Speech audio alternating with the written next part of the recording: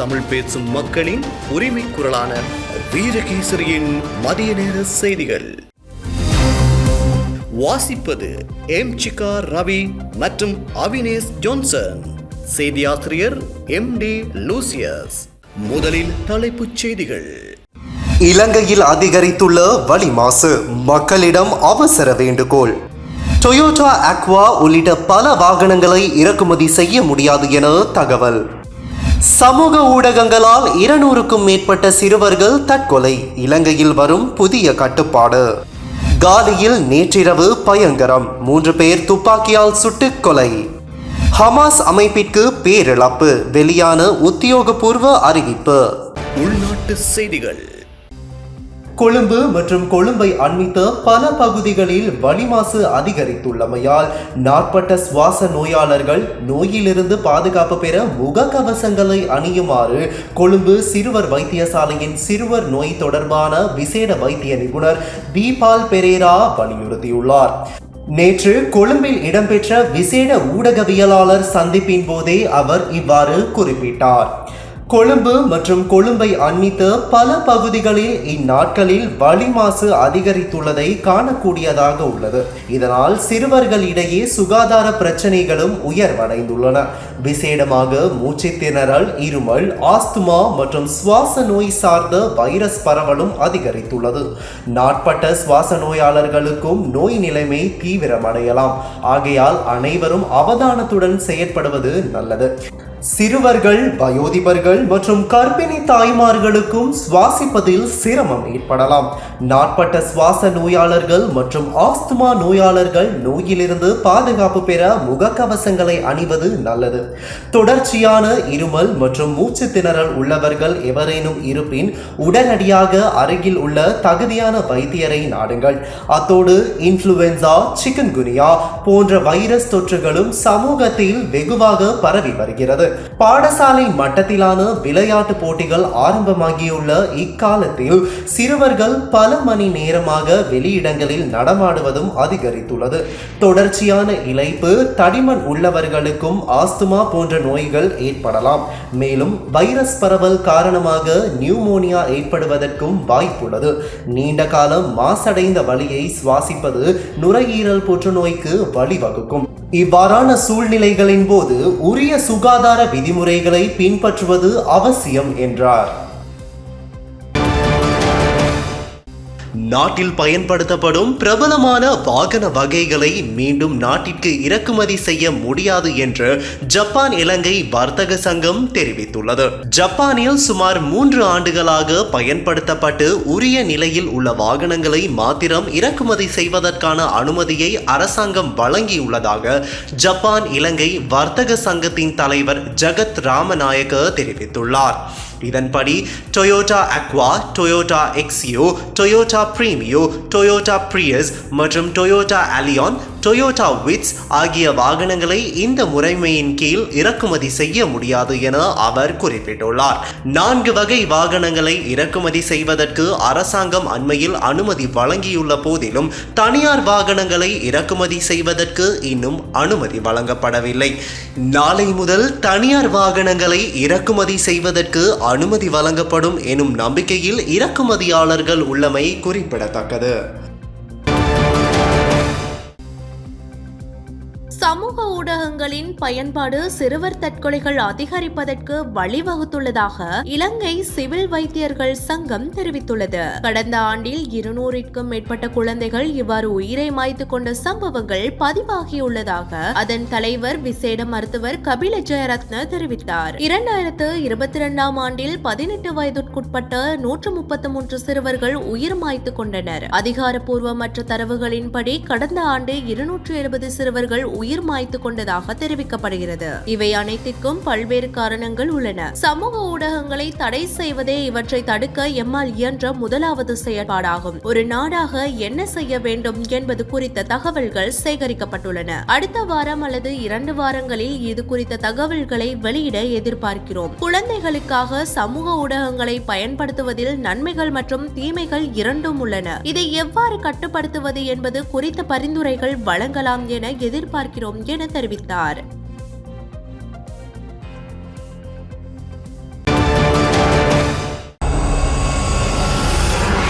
குற்றம் நடந்தது என்ன?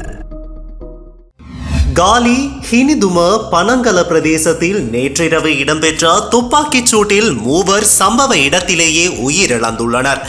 விடுதியொன்றின் உரிமையாளர் உட்பட மூவர் இந்த சம்பவத்தில் பலியாகியுள்ளதாக போலீசார் தெரிவித்துள்ளனர். உயிரிழந்தவர்களில் இருவர் 29 மற்றும் 54 வயதுடையவர்கள் என்பதுடன் மற்றையவரின் வயது உறுதிப்படுத்தப்படவில்லை என கூறப்பட்டுள்ளது. மோட்டார் சைக்கிளில் வந்த இருவர் T56 ரக துப்பாக்கியை பயன்படுத்தி மேற்படி துப்பாக்கி பிரயோகத்தை மேற்கொண்டுள்ளதாக போலீசார் கூறியுள்ளனர். இதேவேளை துப்பாக்கி சூடு நடத்தப்பட்ட சந்தர்ப்பத்தில் குறித்த மூவரும் மதுபானம் அருந்திக் கொண்டு இருந்ததாக தெரிவிக்கப்படுகிறது. சம்பவம் தொடர்பான விரிவான விசாரணைகளை ஹினிதுமா போலீசார் முன்னெடுத்துள்ளனர். இந்நிலையில் நேற்றைய தினமும் காலி கொஸ்கொட மகா இந்துருவ பகுதியில் துப்பாக்கி சூட்டு சம்பவம் ஒன்று இடம்பெற்றுள்ளதாக போலீசார் தெரிவித்துள்ளனர். கொழும்பு மட்டக்குழி சமித்புர பகுதியில் வைத்து போதைப்பொருள் கடத்தல்காரரான கல் சம்பத் எனப்படும் சஞ்சீவ துஷார மதுவரி திணைக்களத்தின் போதைப்பொருள் தடுப்பு பிரிவினரால் கைது செய்யப்பட்டுள்ளார். போதைப்பொருளை தம்வசம் வைத்திருந்த குற்றச்சாட்டில் அவர் ஆயுள் தண்டனை விதிக்கப்பட்டு பிணையில் விடுவிக்கப்பட்டவர் என மதுவரி திணைக்களம் தெரிவித்துள்ளது. சந்தேக நபர் கைது செய்யப்பட்ட போது சுமார் 100க்கும் மேற்பட்டவர்கள் அவரை காப்பாற்ற முற்பட்டதுடன் குறித்த நபர் மதுவரி திணைக்கள அதிகாரி ஒருவரை தாக்கியதாக குறிப்பிடப்படுகிறது.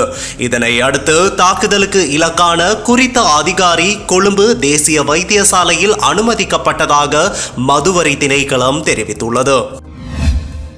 கிளிநொச்சி முழங்காவில் போலீஸ் பிரிவுக்குட்பட்ட பகுதியில் வீடொன்றில் மறைத்து வைக்கப்பட்டிருந்த 40,000 போதைப்பொருள் மாத்திரைகளை யாழ்ப்பாண போதைப்பொருள் ஒழிப்பு பிரிவினர் கைப்பற்றியுள்ளனர்.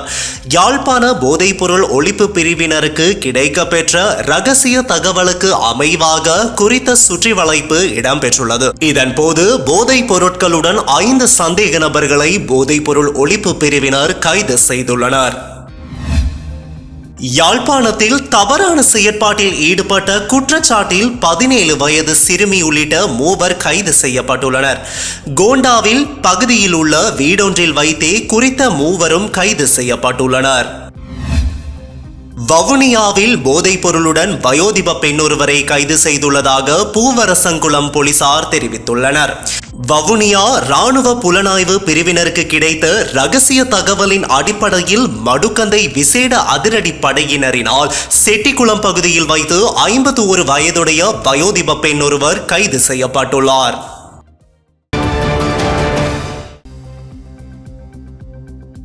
உவா மாகாணத்திலும் மட்டக்களப்பு, அம்பாறை, மாத்தளை, நுவரெலியா மற்றும் ஹம்பாந்தோட்டை மாவட்டங்களிலும் அவ்வப்போது மழை அல்லது இடியுடன் கூடிய மழை பெய்யும் என வளிமண்டலவியல் திணைக்களம் தெரிவித்துள்ளது.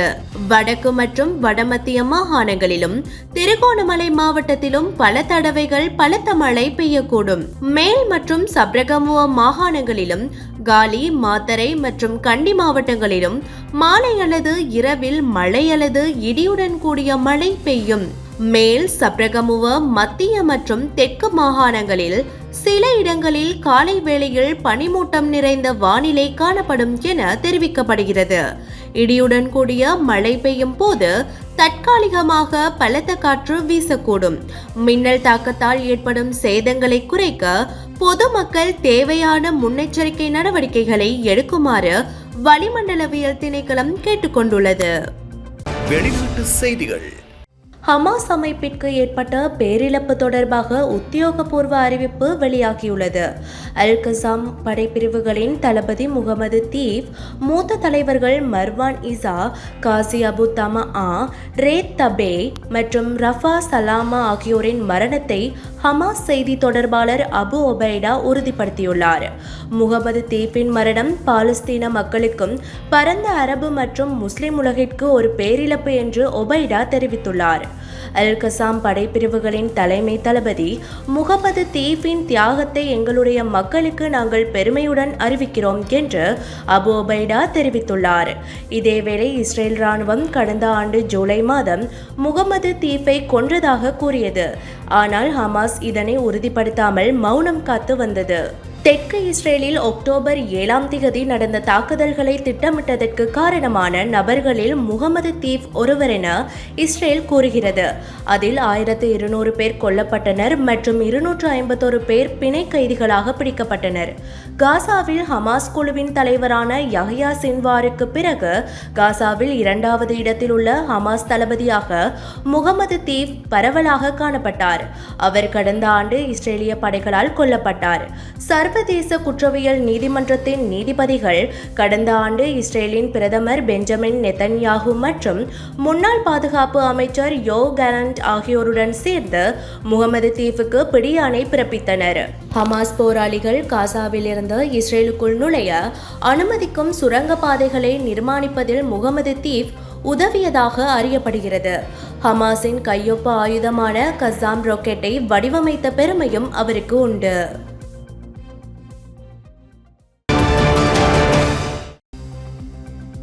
உக்ரைனின் பல பகுதிகள் மீது இரவிரவாக ரஷ்யா பாரிய அளவில் ஆளில்லா விமானங்களை கொண்டு தாக்குதல் நடத்தியுள்ளதாக தகவல்கள் தெரிவிக்கின்றன. இதன்படி உக்ரைனின் பெரிய நகரமான சுமியில் ரஷ்யா ட்ரோன் மூலம் தாக்குதல் நடத்தியுள்ளது. இந்த தாக்குதலில் அப்பகுதியில் உள்ள ஒரு அடுக்குமாடி குடியிருப்பு சேதமடைந்துள்ளது. இந்த தாக்குதலில் குழந்தை உட்பட 4 பேர் கட்டிட இடிபாடுகளில் சிக்கி உயிரிழந்துள்ளனர். இதனால் அந்த குடியிருப்பில் வசித்திருந்த 120 பேர் உடனடியாக வெளியேற்றப்பட்டுள்ளனர். அதே போன்று உக்ரைனின் தெற்கு ஒடேசா பகுதியில் மருத்துவமனை மற்றும் 2 அடுக்குமாடி கட்டிடங்களை ட்ரோன்கள் சேதப்படுத்தியதாக பிராந்திய தலைவர் ஒலே கிப்பர் டெலிகிராமில் தெரிவித்துள்ளார். எனினும் எவருக்கும் காயம் ஏற்படவில்லை என்று அவர் கூறியுள்ளார். மேலும் இரவு நேரங்களில் ரஷ்யா ஏவிய 80க்கும் மேற்பட்ட ட்ரோன்களை உக்ரைன் ராணுவம் சுட்டு வீழ்த்தியதாகவும் தெரிவிக்கப்படுகின்றது.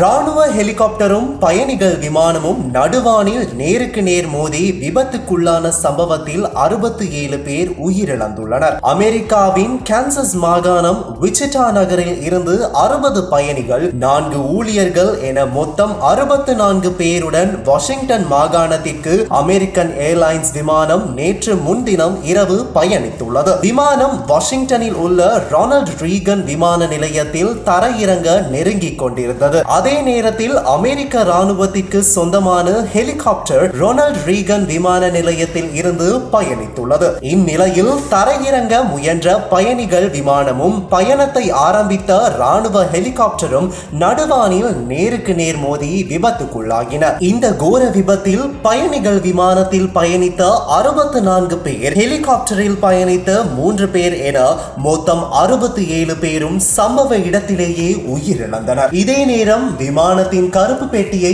அதிகாரிகள் கைப்பற்றியுள்ளனர். கருப்பு பெட்டியை முழுமையாக ஆய்வு செய்த பின்னரே இந்த விபத்துக்கான காரணம் குறித்து தெரிய வரும் என்பது குறிப்பிடத்தக்கது.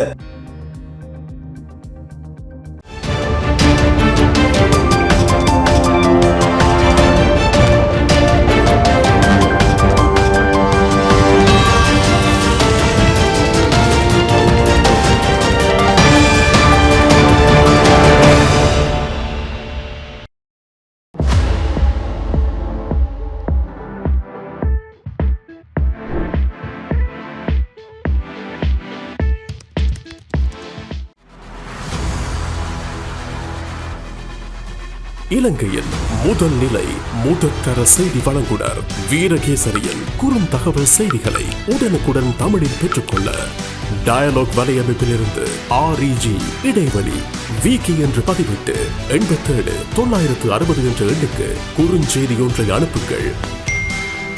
வீரகேசரி செய்தியுடன் இணைந்திருங்கள்.